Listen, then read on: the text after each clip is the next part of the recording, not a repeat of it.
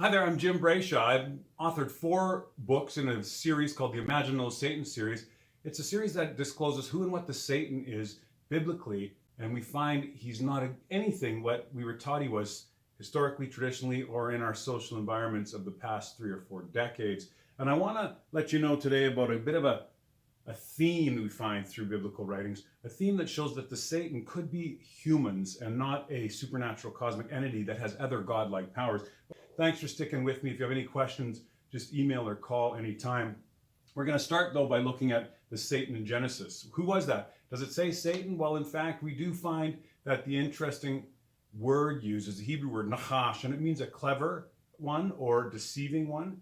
And it is a theme that came out of Egypt when Moses, if all of this is true, which we're not disputing here today, when Moses left Egypt with the Israelites, the Hebrew people, they brought a lot of themes out of Egypt. One of the themes was the Nachash, the shining thing, the shining serpent, we'll call it, was known in Egyptian thought to be referencing to a human activity, entity, or behavior of deception or deceit or cleverness. And when we find that Eve reached up and took of the fruit and ate it, and it was good, so she gave some unto her husband, the text says, who was with her?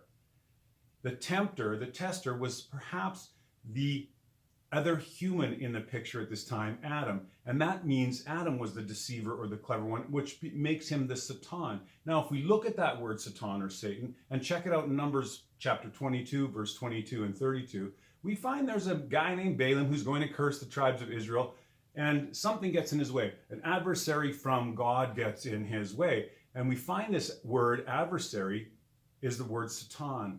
And what does it mean there? Well, if we look and connect that word to the use of it in the period when that writing was taking place, or when the author penned that story, we find the word sawtawn was referencing a human adversary that would oppose someone. We also see the word an angel from God was this adversary. So first of all, God sent it. Second of all, what is the angel? The angel is the Hebrew word malach. And again, if we follow the theme throughout biblical writings, we find a malach is often a human messenger. And here we saw Balaam was confronted by a human messenger as a sawtawn, an adversary that got in his way. We keep looking through these passages and we find in Genesis where there's a flood. There's really interesting elements here why God destroyed the earth. And I'll just look at it quickly. Genesis 6, we're told the flood comes because why? Because man's heart is continually evil above all else.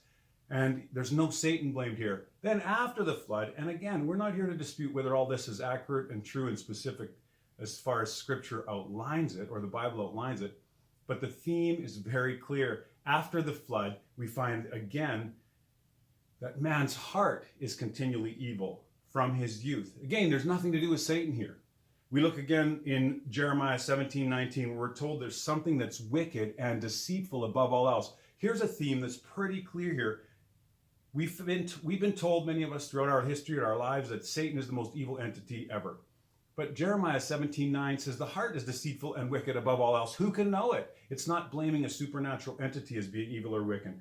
In Isaiah 45, and we've talked about that in another video, and it's referenced a great deal in my book, the Israelites had been exiled, and they were accusing other gods of doing bad things to them. And then through the prophet Isaiah, Yahweh, God, the Lord, says, no, there's no other gods but me, none else but me. I am the only one. I do all these things. And he's referencing those very bad things that the Israelites were complaining or accusing other gods of doing. In the books of Samuel and Kings, we see David calls the Philistine rulers Satans. Sawtawns is the word used there. So it's human men that are the adversaries or the Satan.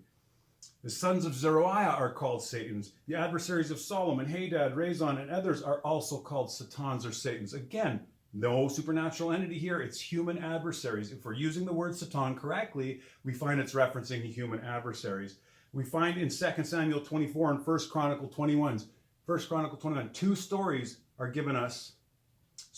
A story is given us in 2 different versions, and the chronicler writes it variously. In fact, in one passage, we find God causes David to count the tribes of Israel. Then in 1 Chronicles 21, where the passage is restated by the chronicler, we find it says that Satan caused David to number the tribes of Israel. But how could that be God in one and Satan in the other? Quite simply, folks, the sawtawn is God, because if God was being an adversary to David, He was the sawtawn. And in the First Chronicles 21 passage, we see the word satanas or satan being used.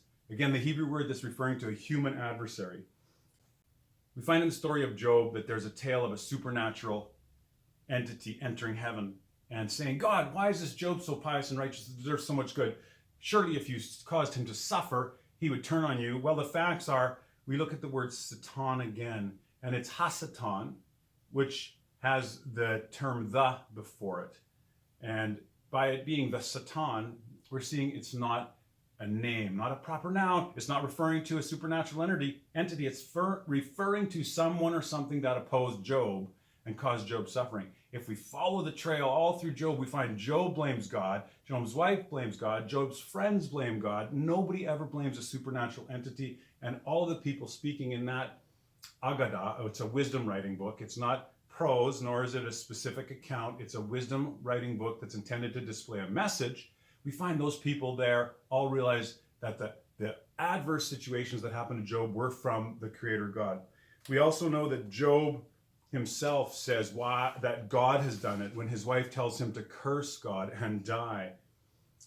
And we know that Lucifer's not a fallen angel, as we talked about in Isaiah 14, but in Ezekiel, we see that there's another reference to a glorious shining cherub is what it's called. But that particular reference, if we follow it through, we're again looking to this individual who is said to have been in heaven from the beginning, but the fact is it's referencing a mythopoetic view of this king of the time.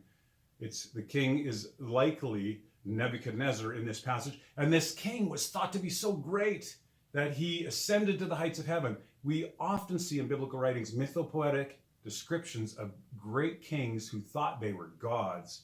And that Ezekiel passage is not about an anointed cherub who was the greatest musical player in God's kingdom.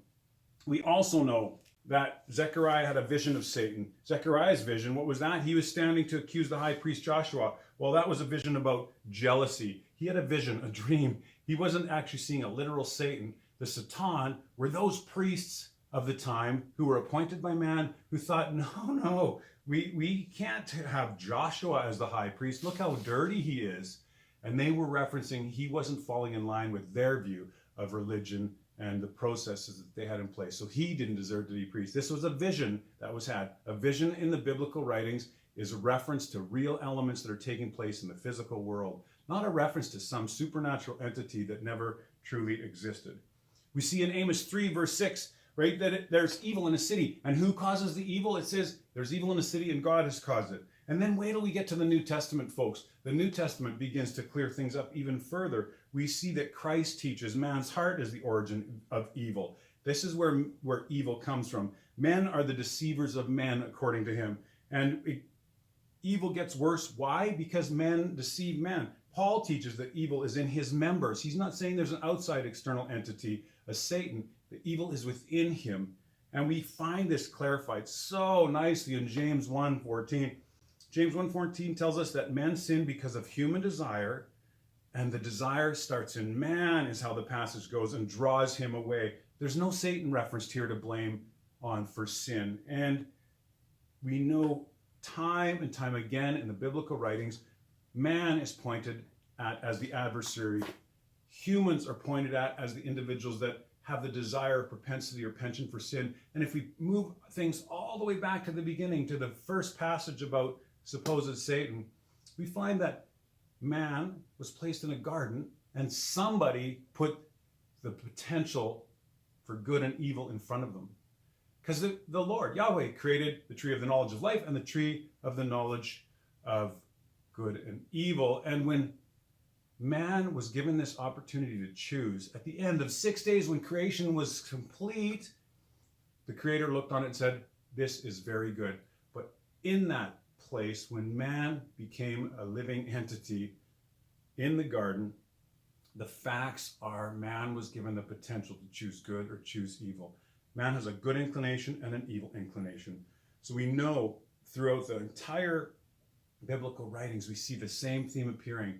That Satan is referring to a human adversary, Malak is referring to a human messenger, and that men are responsible for being the adversary to each other, often deceiving themselves and others and bringing deception along. There's no supernatural entity out there that's trying to distort the truth, if in fact truth exists. Thanks for taking this 10 minutes. Horribly, we've gone way over time, and I'm sorry, it's just impossible to do this stuff in 5 minutes, even though that's my goal. I'm Jim Brayshaw. Contact me at jrbrayshaw@shaw.ca, or please check out the website imaginalsatan.com, where you can get copies of my books, and they're available on Amazon as well. Take good care. Thanks so much.